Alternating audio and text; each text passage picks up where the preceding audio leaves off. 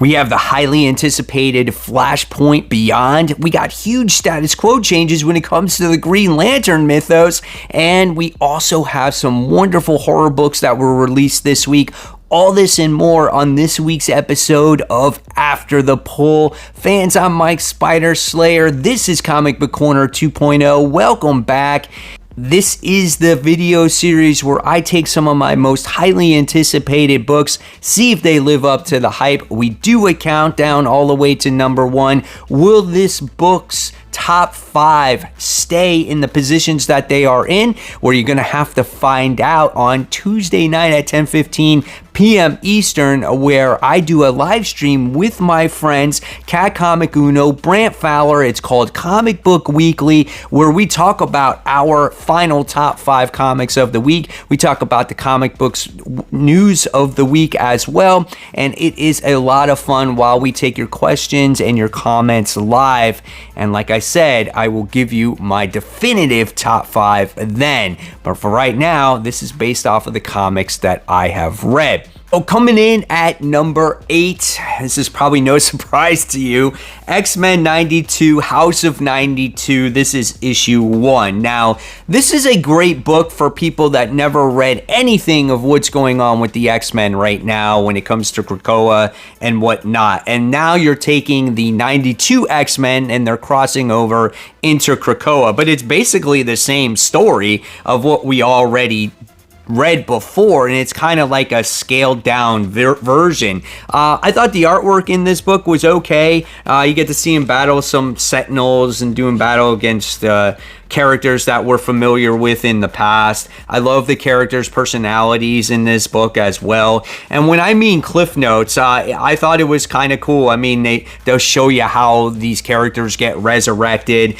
and there's actually a page in here where it's just like total 90s, right? Reminds you of like Saved by the Bell, if you remember that series or if you were around for that. And it does. It gives you Cliff Note versions of who the 5 are that resurrect people, the rules that you have to follow when you're in Krakoa. And they make it a very lighthearted comic book, maybe for people that are a younger audience, for them to understand. That's what I got out of this book. And the big thing about this book was that it's this big mystery to a lot of the other X-Men out there that Jubilee is passed away, that she no longer lives. And that was kind of their push to get Krakoa on the map, right? But by the time you wind up getting to the end of this book, there's a much different story here, and you'll be surprised when you read it. So I thought this wasn't a bad book. It's just, of course, it's like following all the Krakoan stuff with the resurrection and all that stuff, because death just doesn't matter in the X-Men at this time, and that takes away from anything that's at stake in this comic book. But it was an entertaining read, and I think I'm going to continue to read it. Climbing up the countdown to number 7, we now have Miles Morales, issue 37. And maybe this is the start of something great when it comes to Miles Morales. I always want to give this book the benefit of the doubt, but I've always been disappointed with it, right? And I always felt that Miles did better in his own universe, and now that he's being forced to be thrusted into a different universe, maybe this will set up things for wonderful stories to come for Miles Morales. So in this issue, it's kind of a gap, though, between his 616 universe and him going to this new universe where the person that he did battle against a couple issues back, which his name is Salem, is actually alive. Now, how does he get there? Well, you find out in this issue. So like I said, it's a bridge, right? We have Shift, I think the dude's name is, which is his clone brother, and Miles go into this weird dimension, and they come across like the bad guy by the name of Ultimatum, and they kind of do battle with each other. That's basically what this issue was one gigantic fight, and Miles is just trying to find out some kind of information of what's happening and whatnot. And after this long drawn out battle, somehow Ultimatum tricks Miles Morales into this gate to thrust him into this different universe in hopes that he gets lost. And at the end of the issue, you wind up seeing them go to the universe that we've been teased about for the past, couple of months here, where it feels like it's like a future state where we get to see a person in control of the city, and it has all their robots and whatnot. And I think this is where we're going to get Miles Morales' sibling, who is the Spider Smasher or whatnot. So I don't know. This will be interesting to see how this turns out. I think it could be good. Like I said, this was a book that was a bridge between 616 and the new universe. Do you need to read this to find out how he got there? Not really. I'm sure you're going to find that out in the intro page in the next issue on how he got here, and then the real story is going to begin. So if you want to jump on Miles Morales, I would say jump on issue 38, and we'll see where that story goes from there. I'm keeping my fingers crossed. Moving up the countdown once again to number 6, we have Nocterra issue 9. Nocterra is always a good read. I feel like as of late, though, it hasn't been a great read. I thought the last issue was really good, but there just seems to be a lot of setup to get to the point of where we need to get to. Artwork, though, it's never a complaint. I think Tony S. Daniels' artwork is top-notch artwork, man. It's always great to really look at stuff in here and just to see what all our characters look like. I love the facial expressions here by that character by the name of Piper. She looks nice. And just when the evil characters in here look very evil. But when it comes to like character growth, I feel like there is not that much. We just seem to be setting up this cure on what's going on in Earth, which is this PM event where our heroes are trying to solve this equation so they can bring back the light. Now, we did see a little bit more personality out of the character by the name of Piper. She's very vengeful on the Blacktop Bill character for killing her grandfather. I mean, who wouldn't, right? And she's not trusting of Blacktop Bill of them joining their team. But Blacktop Bill winds up giving some information on how he was created and how there's more of him. And when the world becomes light once again, everyone is going to be a bunch of rebels and, look out for themselves, where in this PM world, people are left to survive and they're forced to work together. So he feels that when the light comes back, it's actually going to be a worse world than it is now. So very awesome, a very good way of looking at that perspective of things, So I thought that was pretty cool, but we did get to see some character growth in this book, because I feel it's needed to get connected to these characters. So we got to see that a little bit more of Blacktop Bill and a little bit of the character traits of Piper. So I have no idea how long this book goes on for. If you guys know, let me know in the comments below. But Nocterra was a solid issue. It just not a lot of action happens, or not a lot of plot growth happens as well. It's just like a slow burn a little bit for me, but I still like it. I still think it's a really enjoyable book, and I think by the time we get to the end of this book, I think there's going to be a great payoff here. So now it's time for the top 5. That's right, guys.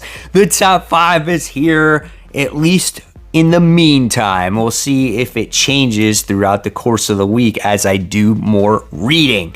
So number 5, and you might be surprised because I've been really on the fence with this book, is Venom issue 7. We finally get a good issue with solid action, and we finally get to see this Bedlam character in action, and we get to see the outcome of what happens with Jake in his bar, and I thought it was entertaining.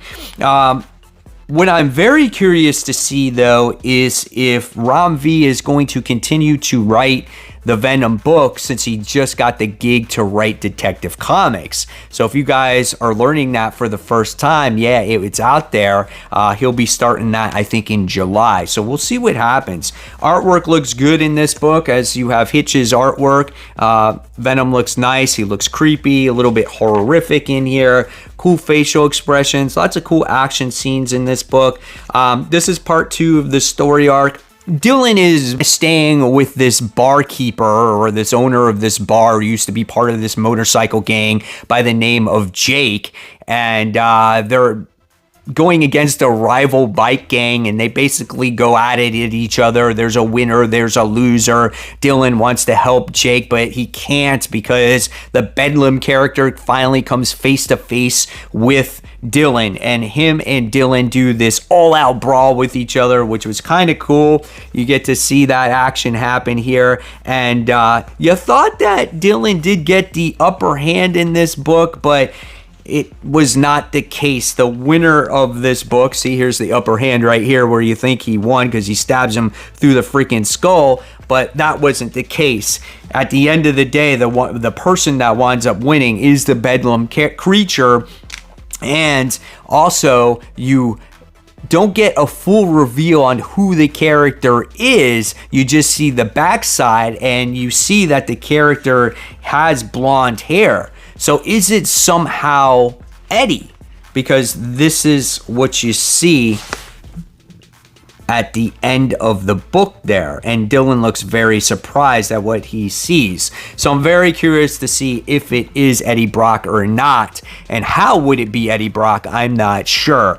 I still don't really understand the main motive behind the main bad guy in this book, and how long Eddie is going to be out of commission for. All these other King in Blacks, which kind of makes Null less powerful when he existed. So I don't agree with everything that's going on in this book, but just as an entertainment value for this particular issue, it was better, and hopefully it continues on that trend.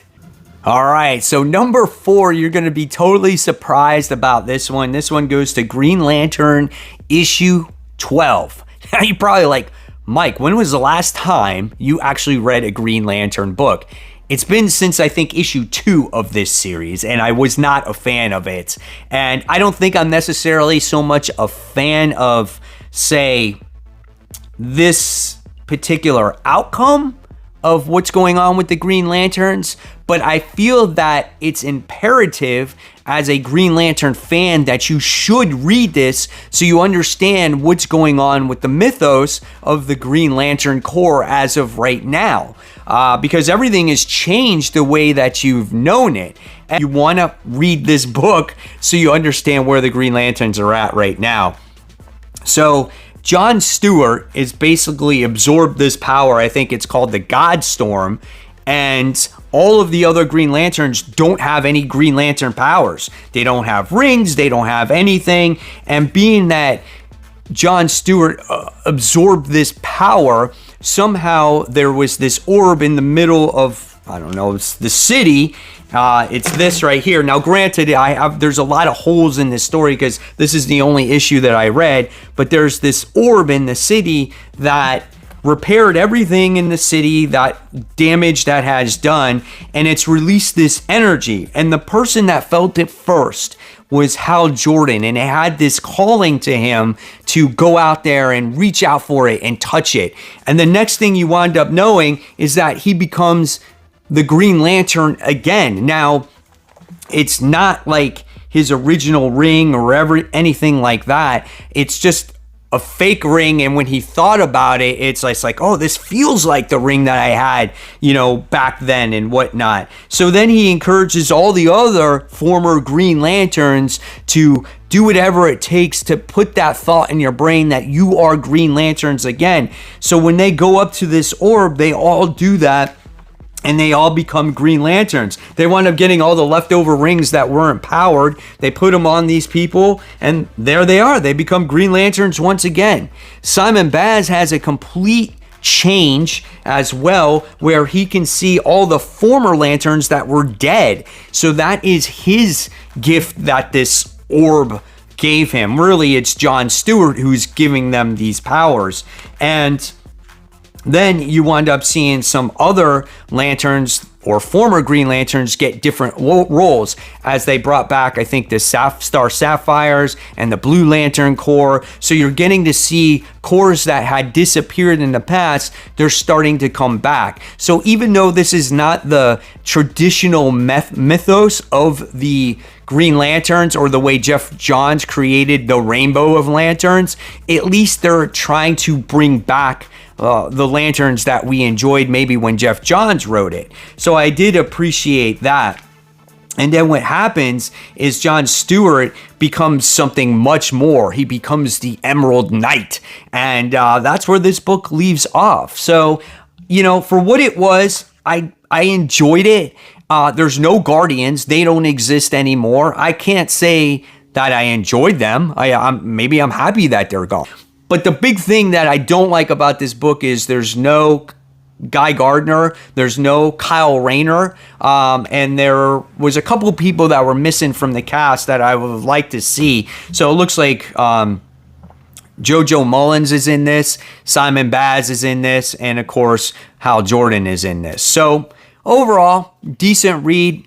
Thought I'd give you guys a little insight of what's going on with the Green Lanterns right now. Number 3 goes to a book I was highly anticipating this week, and it's called A Town Called Terror, Issue 1, written by Steve Niles, and the artwork is done by Simon Kudrynski. The artwork is absolutely gorgeous in this book. It's so dark, and it just reminds me of just a true horror movie. Sometimes it's so kind of supernatural like, where it's just like you can't even make out certain things that are going on in this book. Again, I really enjoyed it. Now, what happened in this book? Well, it's a very quick read, okay?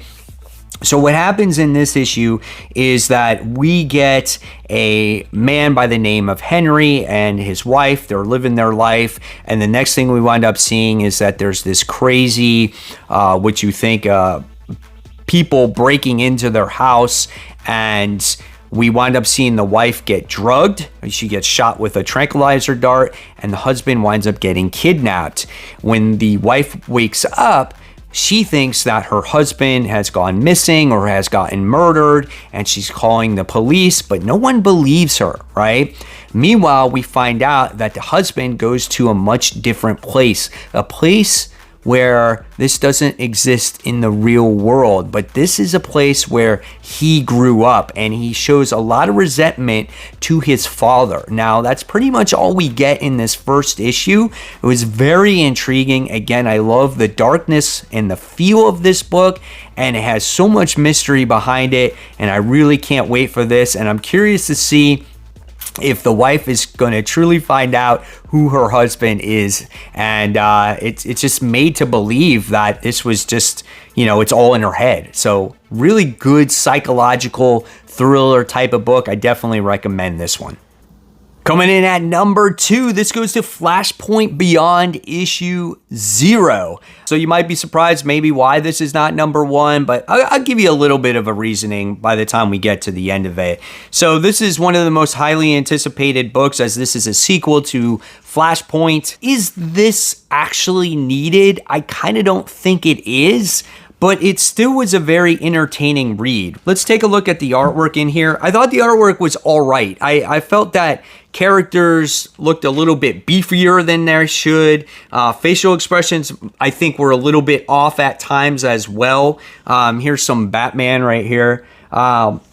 Even at times, like Barry Allen had like this baby face. I don't know, but it was okay. I like the artwork. I thought it could have been better for like a main event type of book, right?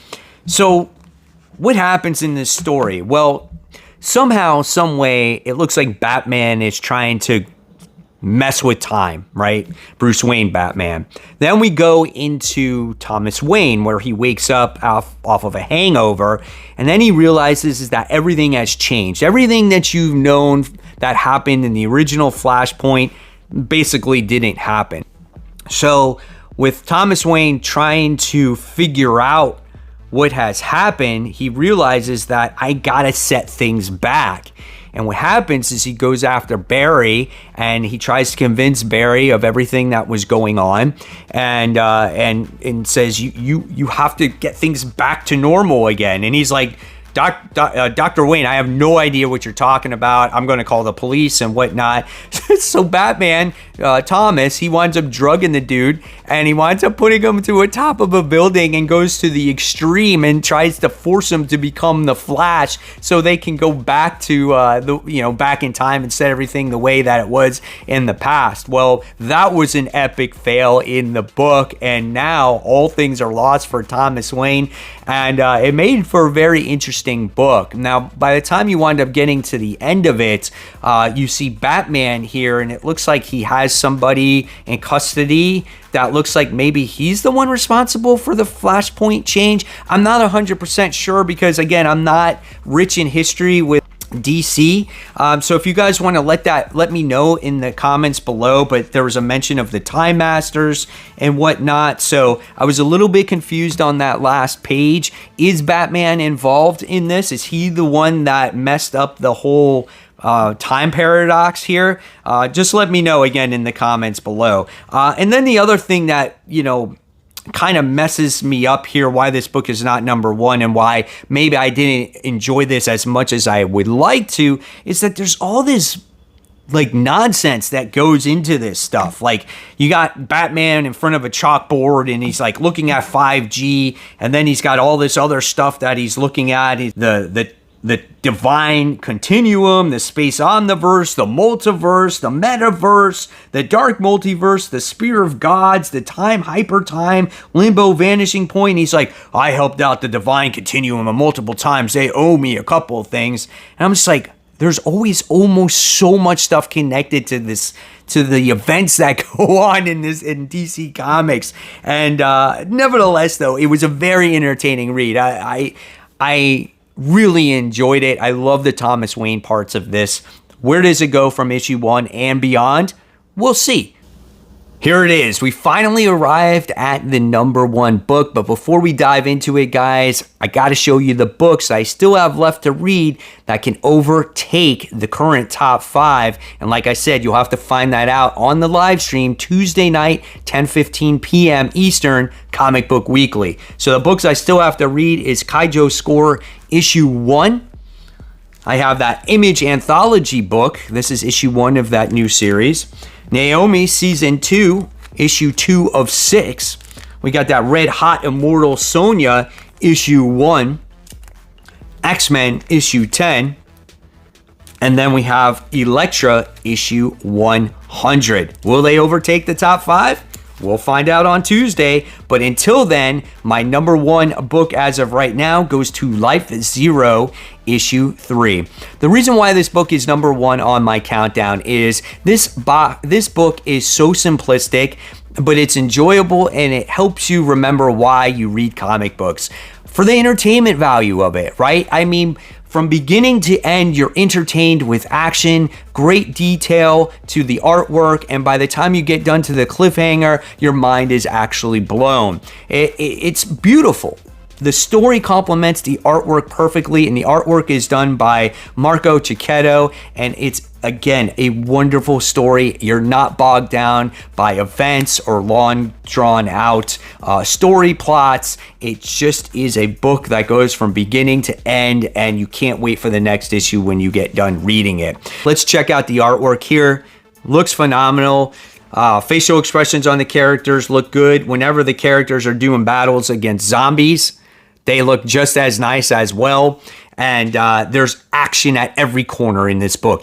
It makes you feel like you're in like a haunted house and you're about to get, jump scared, right? And I love that about this book. And it makes you feel like you're in the adventure with the husband and wife, which are these two characters in the book. So well done in this issue.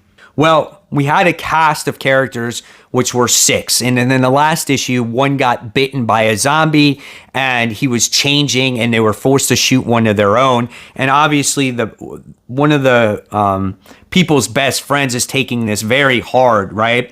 In the meantime, we have to continue with the mission that was at hand. We wind up getting the husband and the wife going to search for their daughter. And their daughter, during this apocalypse when it started, was with the social worker in a high-rise apartment building. So the mission at hand is for the other soldiers to try to find transportation so once they get the daughter, they can get out of there, and for the two to go in the apartment complex and go get the daughter. And you see that in this issue. You get to see all these characters do all these different things.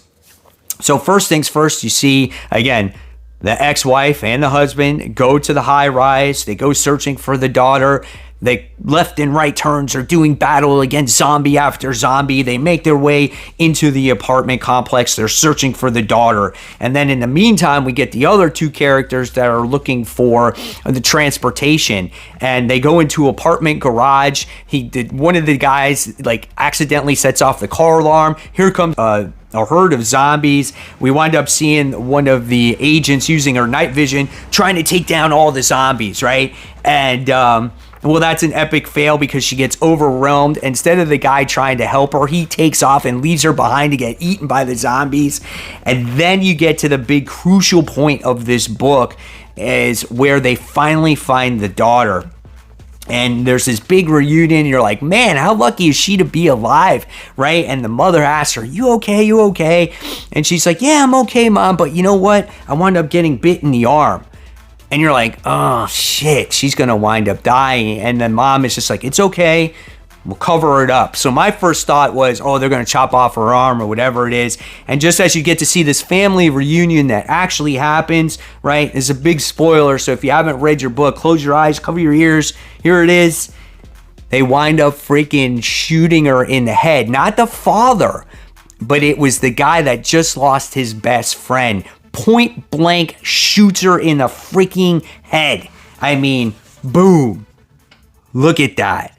And you're just like, oh my God, the dude's lost it. He's like gone psycho because he's lost his best friend, and he already knows that she's dead and it doesn't even matter. I'm just going to shoot you point blank in the head. Oh my God, so emotionless. And then the father just picks her up and is holding her, and it was so sad, so emotional. And I'm just like, man, so this book delivers on all emotions. So well done. I would have never thought that this, at first, wannabe Walking Dead book would ever be at the level that it's actually at, and I only picked it up because of the artist on the book, and this proves that you gotta try some of these independent books. This one was done by Ablaze. This is a must read. So there you guys have it. There are my top books so far for this week. I'm curious to hear in the comments below, what are your most favorite books that you read up to this point? If you like this video, guys, check out my comic book day haul from yesterday, or the day of Wednesday. And of course, guys, as always, keep buying, keep collecting, and most importantly, always read your comics. Guys, thank you so much. I'll see you real soon. Bye.